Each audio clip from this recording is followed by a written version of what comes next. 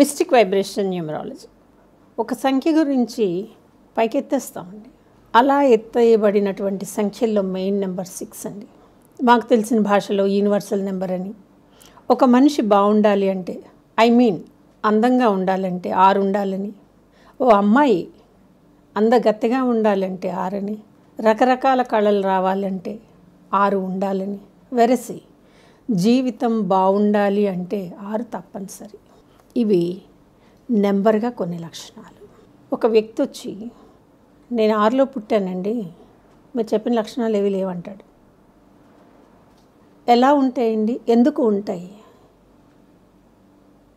సూక్ష్మం ఏమిటో తెలుసా? ఇక్కడ ఒక డేట్ ఆఫ్ బర్త్లో 6 ఉన్నప్పుడు పక్కన మంత్ ఉంటుంది కదండి, అది మ్యాచింగ్లో ఉండాలా? ఆ తర్వాత ఇయర్లో 4 నెంబర్లు ఉంటాయి కదా, అవి సరిపోవాలా?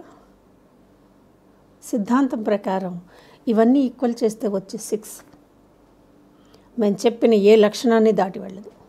ఈ 6 డాక్టర్ అవుతుంది అంటే 600 అయినా అయిపోయి తీరుతుందండి. ఈ 6 స్పేస్ సైంటిస్ట్ అవుతుంది అంటే yes it is going to be definitely అని అయితే నేను చెప్తానండి. ఊరికే డేట్ ఆఫ్ బర్త్లో 6 ఉంటే మనమే డాక్టర్లు అయిపోవండి. అసలు మీ ఆలోచన ఇలా ఉంది కాబట్టి మీ 6 మీకు పని చేయట్లేదు, అంతే కదా. ఇప్పుడు ఇక్కడ తొలిందండి, చాలా పెద్ద తప్పు వచ్చేసింది. 6 వెంటనే కళ్ళు మూసుకుని శుక్రుడు ఏం చేద్దాం? శుక్రుడిని అందమైన గ్రహం కాదని నేను అన్ను, ఏం చేద్దామండి? ఇప్పుడు చూడండి, ఇక్కడ 6 శుక్రుడు అని అన్నారు కదా, ఈ పక్కన ఏప్రిల్ నెల వచ్చిందనుకోండి చచ్చామే. రాహు ఇంకేముందిరా దేవుడా అనుకుని ఇక్కడ మొదలుపెట్టిన తప్పుల తడక లెక్క చివరికి ఎక్కడికో వెళ్ళిపోతుంది. ఇప్పుడు ఇలా 6ని చూసి వెంటనే జాతక చక్రం వేయటం, అంతే కదండి. ఇది మేషలగ్నం అయితే ఏం చేస్తారండి? మీ లెక్కలో మొట్టమొదటి అతి పెద్ద అడ్డంకి ఇక్కడ వచ్చేసింది. ఎందుకు? శుక్రుడికి కుజుడికి పడదు కాబట్టి, ఈ వీళ్ళు 6లో పుట్టారు కాబట్టి మేషలగ్నం కదా, ఇంకా 6లో పేరు వద్దు, తీసేద్దామా?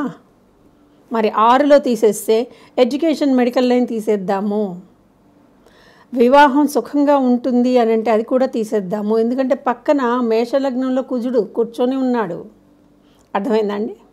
ఆ తర్వాత నక్షత్రం ఉన్న రాశిని చూస్తారు.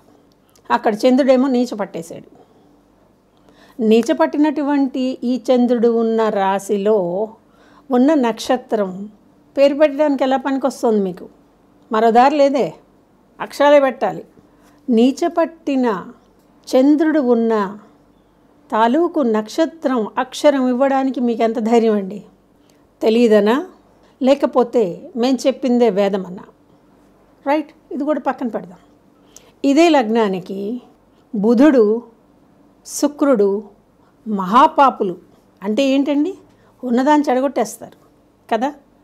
ఇప్పుడు చూసారా, 6వ తారీఖులో పుట్టినందుకన్నా మేషలగ్నం ఉన్నందువల్ల చంద్రుడు నీచపట్టి, శుక్రుడు వ్యయంలో పడిపోయి, బుధుడు మహాపాపి అయినందువల్ల వీళ్ళకి 6 కానీ 5 కానీ 2 కానీ 1 కానీ పెట్టడానికి వీల్లేదు. 4 అసలు పెట్టం. వెళ్ళిపోయినాయి, 5 నెంబర్లు వెళ్ళిపోయినాయండి. దేనిలో పెట్టాలి ఇంకా?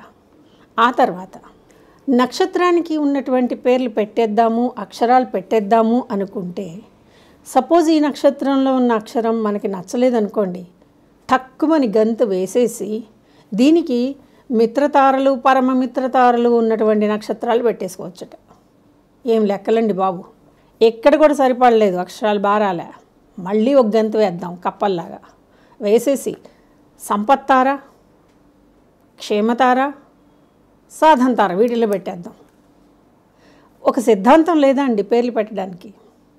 ఇప్పుడు చెప్పండి, ఈ 6వ తారీఖు పుట్టిన వ్యక్తికి మీరు జాతక చక్రం వేసి మేషలగ్నం అయినప్పుడు, వ్యయంలో శుక్రుడు పడ్డప్పుడు, చంద్రుడు నీచ పడితే, రాహుకేతువులు నీచలో ఉంటే ఏం పేరు పెడతాం? మీకే వదిలేస్తాను. ఇది కాదండి, దీనికి మరో సిద్ధాంతాలు ఉన్నాయి. నెంబరు మాత్రమే పనిచేసే సిద్ధాంతాలు ఉన్నాయి. లెక్క తప్పట్లేదు, లెక్క పొరపాటును కూడా తప్పట్లేదు. ఈ వీడియో కనుక మీకు నచ్చినట్లయితే లైక్ చేయండి, షేర్ చేయండి, మా ఛానల్ని సబ్స్క్రైబ్ చేయండి.